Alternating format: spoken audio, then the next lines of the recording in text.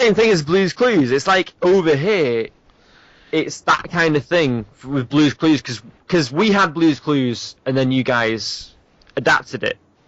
Kind of the same. Did we? Oh God. You did. I'm sorry to say it. It's the exact same. No, that's fine. You can have that one. I'll let you have that one. Yeah, we got Dora the Explorer. To be honest, I'm going to be the representative of Britain and take full responsibility for it because we should. Thank you. Someone should. I love my niece and nephew, but I had to watch that shit so much when I was younger. Like, not because I watched my niece and nephews, but because I would hang out in the living room or whatever where they were, and they would just watch that stuff on loop. Because that's what my sisters would do. They would, or my mother or somebody, they would record like the daily episodes of Blue's Clues and Dora the Explorer back to back. Now you see, for us, let's carry on. Sorry. No, just 8 hours straight of Blue's Clues, then Dora. Blue's Clues, then Dora. You never hear so many obvious questions asked as you do when you watch 8 fucking hours of Blue's Clues and Dora. It's always right behind you. Always. Turn around. It's never not behind you. You're not asking for the fucking Taj Mahal here. You're asking where the fucking tree is. It's right there. No, you see, we have the exact same thing. Because you're getting that from us. But what we get from you is I'm going to say it, the much more clever stuff. Even though a lot of people will disagree with me. Are you going to get kicked out of Britain for that? Like, I'm maybe about to be kicked out of Britain for what I'm about to say. Because we get all your shows like... I'm so going to get kicked out of Britain for this. My Little Pony. The new one, Friendship is Magic. Which I've heard is actually the good one. Yeah. Now you see, because we get this, which is what encourages bronies. Right. And whereas you'd get the shows we have, and everything's so fucking obvious, and it's like, we don't even expect our children to be this dumb. for our shows, like Blue's Clues. But when you guys send over to us things like My Little Pony, and I'm gonna compare it to things like Shrek, because over here we have this comparison with Shrek in particular. Shrek is one of those kinds of films that Pixar / Disney made that is like... Actually, it was DreamWorks. Whatever. Well, I'm using like a generalized example. Right. It's like one of those kinds of films that is made for kids, but if an adult were to watch it, they can pick out little bits and pieces that only make sense to adults. Right. And it's like a little in-joke. You see, My Little Pony has a lot of that in it.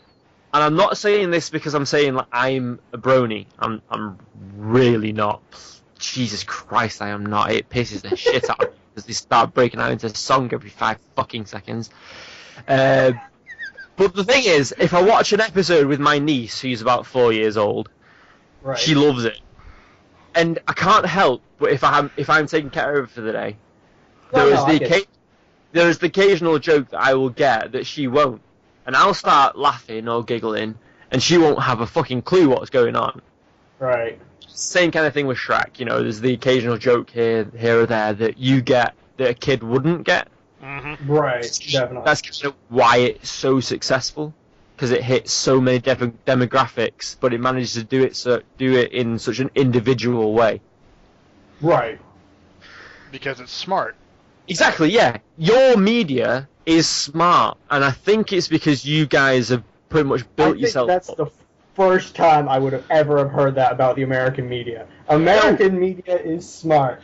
But the funny thing is that only really applies to like cartoons and more the nerd stuff.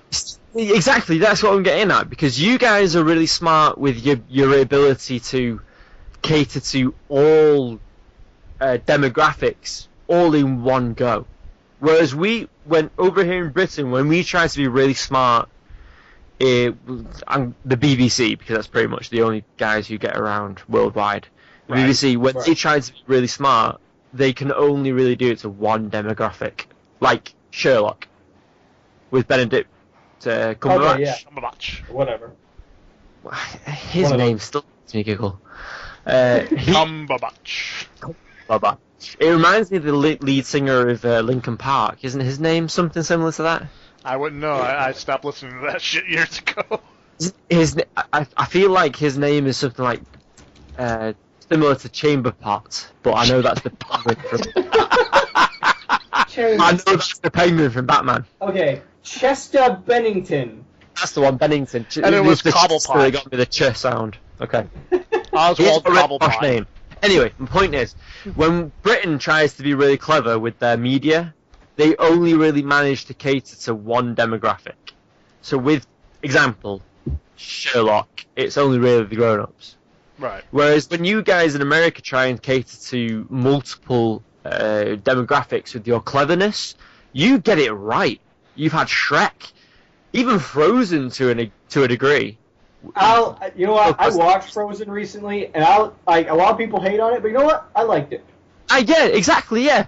And it's weird because you guys are really good, and I'm not sure if it's you guys as a culture or if there's something specific about Pixar or DreamWorks, because I think which one was Frozen? That was DreamWorks, I think. It was Disney. It was Disney. Were they working with DreamWorks by any chance? Well, whoever. Like they both tend to kind of do the same thing. Yeah. So. Well, there must be something about certain parts of your media conglomerate, if you will, that are just really good at catering to multiple audiences all at once. Because we just over here in Britain, we just cannot manage that. Like example, there was a series recently. Everyone's probably aware of it. Marvel's Agents of S.H.I.E.L.D. Yes. Still need to watch that. The gentleman the gentleman in that plays, I think it's Fitz, the Scottish gentleman. Okay. Over here, he's appeared in a drama called Lip Service, which was on only British audience are going to get this. BBC Three, which is kind of like our version of BBC that puts out our local, very specific kind of, a little bit out there kind of drama kind of stuff. Right. There's a show called Lip Service, which is basically about lesbian culture here in Britain. Nice play on words. Yeah, nice. Exactly, yeah. I actually have the first season on DVD. I'm not ashamed to admit it, because it's actually a pretty good series. Anyway, he appears in that, and he also appears in another show called... I forget what it's called. I think it's called The Shades. You guys might be able to help me out here if you search that while I'm looking. And it's like Marvel's Agents of S.H.I.E.L.D., that can kind of still cater to multiple demographics in terms of age, because you guys are really clever about your use of language. Whereas we over here are not good at that at all. We are not good at tailoring a specific thing towards a certain audience. Oh, sorry, no. I'm going to re-clarify that. We are really good at tailoring something to a specific audience because we're not good at tailoring something to be applicable to multiple audiences. Right, yeah, I get it. Sure is. The use of language is quite important to us. So swear words, to use an example, an obvious example, swear words become really important in a lot of the scripts that our writers use. So automatically we can't cater to kids that way, right? Even though the series should. So in terms of the guy who plays Fitz in Marvel's Agents of S.H.I.E.L.D., that series caters. James, you've got young children in your family. Yes, I do. Would you trust them to watch Marvel's Agents of S.H.I.E.L.D.? Yes, I would, actually. Yeah. If you would see the kind of show that Shades or Lip Service was, you would not. I'm going to tell you that right now before you even go looking it up. No, I'm actually familiar with Lip Service. Are you? Okay. Yeah, I've watched a lot of British television, actually. Exactly. That seems... BBC America. It's toned down, but it's still, You get the idea. Over here, I feel like British television is a genre in America. Like, we consider British... Yeah, like, British television is, like... That's something that people who will understand it, they go to watch it, but... Like, that's just it. Like, we consider it a genre over here, I think. Because over here, we take it for granted, because we are not... And I'm going to say this as a British person, and as you said a little while ago, I'm going to get kicked out for this. We are not good at catering to multiple audiences at one point at the same time. Yeah, we are just not good at that. So, absolutely, with maybe the exception of Doctor Who. Yeah, I was gonna say that's like that one's blown up over here. Oh yeah, but I think we have the benefit there of the fact that so many years ago, when Doctor Who was first a thing, we were still a culture that was so against profanity. Yeah. Right. That we couldn't help but cater to everybody all at once. That's the only reason that Doctor Who, even now, caters to everyone. Probably the fact that it's doing so well in America helps, too, because they want to keep American audiences, I would imagine.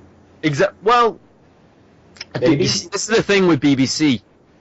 Because the BBC are solely funded through British TV licensing, I would be surprised if the income that comes from America having BBC America, I would be surprised if that income was actually significant compared to the amount of money that...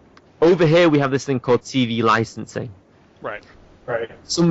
We actually have to pay, individually, as a person, we have to pay for the right to have a TV in our homes. Wow. Really?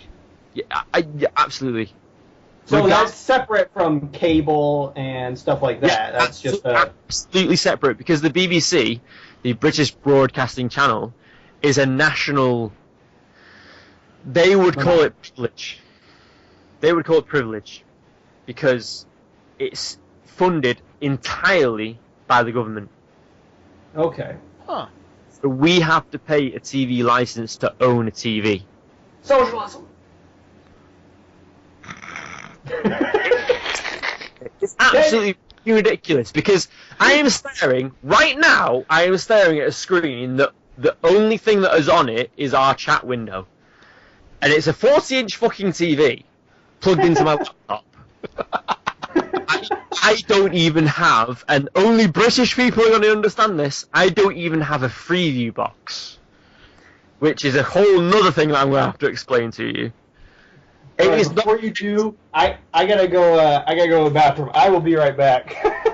Alright, so the Freeview, is that like to pick up analog channels? Basically. Yeah, we have that here too. Yeah, for the most part, yeah. There's this thing we have over here called terrestrial. And then there's tiers. There's terrestrial, Freeview, and then everything else spanning from Sky to Virgin, etc. Oh, wow. Yeah.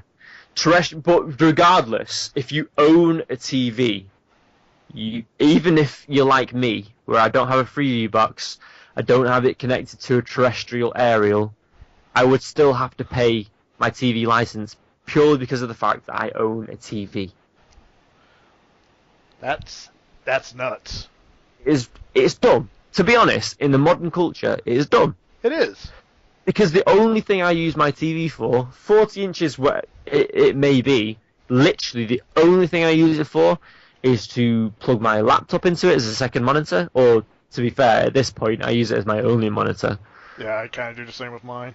Exactly, yeah. Or if I were to plug it into one of my consoles. Yeah, and consoles. They're becoming your go-to source for everything now. Exactly, yeah, with Hulu and Amazon... do they call it Plus or Prime? Amazon Prime. Amazon Prime. Hulu Plus. Hulu Plus, that's the one. Netflix. HBO. Yeah. And you pay your own subscriptions to that, don't you? Yeah. Like, going back to my current employment, I work in a retail store, which over here covers...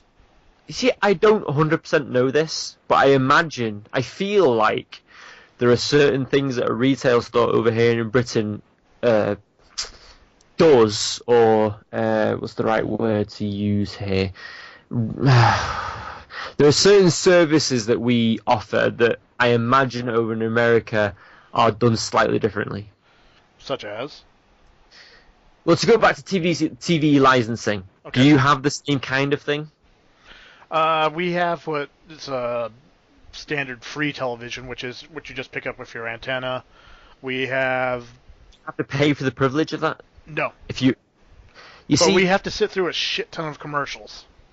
that's probably where the payment comes in, because that's another thing that we recognise over here in Britain. We recognise your nation as a nation of advertisements. Yes.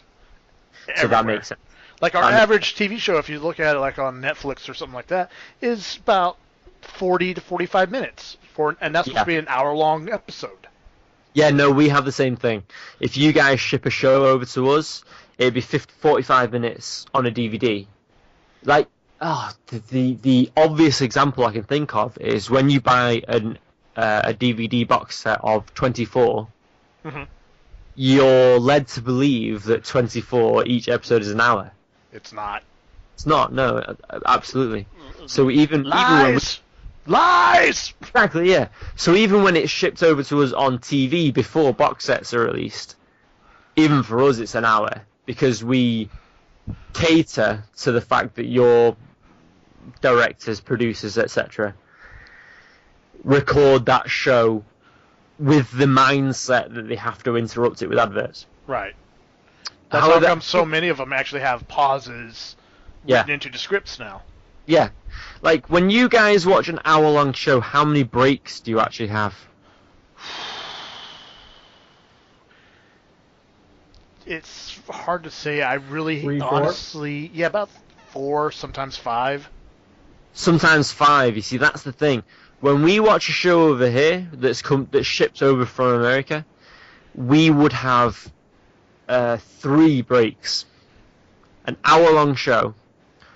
And it'd go 15 minutes break, 15 minutes break, 15 minutes break, 15 minutes end. We'd only have 3 breaks between start and finish. Oh, that must be so nice. Yeah. I can't. I honestly, it's been forever since I watched live TV. Not live, but like just actual TV. Yeah. Yeah, I don't watch anything with ads anymore. Like it just. Yeah. No, I'm with you there. I'm absolutely with you, because these days what I do is I have everything recorded on my Skybox, and then I can skip through the adverts. Right. I won't watch TV as it happens. I'll record everything and watch it after the fact. Yeah, when I had cable, that's what I'd do. We'd have the DVRs, the digital video recorders, and I'd exactly, just record everything, then just... Exactly, yeah. But what you're saying is where you'd have 4 breaks and thus 5 segments of the actual show? It really depended on the show. Yeah, honestly. well, yeah. Because a lot of times, if it's like a station. really serious... Yeah, the station is another big one. Like like most of the cable ones, they have a lot of commercial breaks. Yeah. Yeah. Because over here, when we get a show shipped over to us, and I'm going to use a specific example just to set up the example in general. Bones. Okay. Right. You guys would ship that over to us, and we'd be able to tell where your breaks are, because the show would seem to stop and then just start again. Because we'd cater to only 3 breaks, where the show was recorded and edited to cater to 4 breaks. See what I mean? There's actually one show that I don't even know how this would work, just watching it straight through. NCIS. I'm not sure if you guys got that over there. We do, absolutely. It's one of my favorite shows. Yeah. I'm not sure how this works on yours, but for us, whenever they go to commercial break, when they come back from commercial break... So is that black and white, see little still frame? Yeah, there's that little frame from, the end of that commercial break segment. Yeah. That not commercial breaks. You know No, what yeah, I'm we talking do. about. That's one of the most noticeable examples. Yeah, we get that. Like, It's and they keep that in. They keep that in on yours, like even absolutely, without yeah. commercial No, breaks. they ship the whole show as it was edited, and we it is noticeable when we get so far through that it's like, oh, okay, this is supposed to be a commercial break, but we don't have the same thing as you do. So it's like Because it'll like, get 10 minutes through, and they'll have that grayscale scene, say. yeah, But then it'll carry on. But we know, for you, over in America, that was supposed to be a break. see, you know, watching stuff as I do now, where I don't watch it with commercials because I'm just watching it on Netflix or some shit. Yeah. Like, Sponsored. you don't. But you don't. You'll know. Like, I can notice when the commercial breaks are because they'll be like that. They'll just be like a pause of some kind, or like it'll just cut to another scene like very suddenly. But usually that's not enough to really jar me because I'm just used to it. But with the NCIS thing, like, you'd think they would cut that out because like that's just it's just so sudden and ridiculous. Like, don't know. It seems like that's literally made around commercials, but when you change out the commercials, to be honest, I'll agree with you. It is noticeable, but I suppose as a culture over here, we look at that and we think that's supposed to only. Well, we know what it is. We know it's exactly how it was supposed to be shown over on your end. Mm-hmm. But for us, because we have to kind of like, for lack of a better word, acclimatize to the way you guys do things. We know that it's supposed to, in a way, also accentuate certain scenes. Yeah, we'll get that first black and white screen, and it's supposed to be a break, but because your sections of a certain show are shorter, for us it occurs before the first break. But for us, we look at it and we think, oh, that means whatever's just happened is really fucking important. Right, yeah. And remember that. I can see that. Yeah, just give me 2 seconds, guys. I'll be right back. Okay. Yeah. Woo! Oh, this is going to be fun editing. Yeah, you're going to have a blast with this. Make sure not to delete the end of it this time. No, that was totally an accident! Motherfucker! Saturday night, what'd you do? Oh, I got drunk and talked to people from all over the world! Yeah, pretty much. From the comfort of my bedroom! Fuck, I need to do laundry. Yeah. Which means I gotta go to my aunt's house tomorrow. Yay.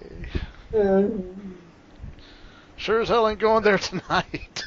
Right. Half a fucking bottle of rum, Jesus Christ. That's the most I've drinking in like a year almost.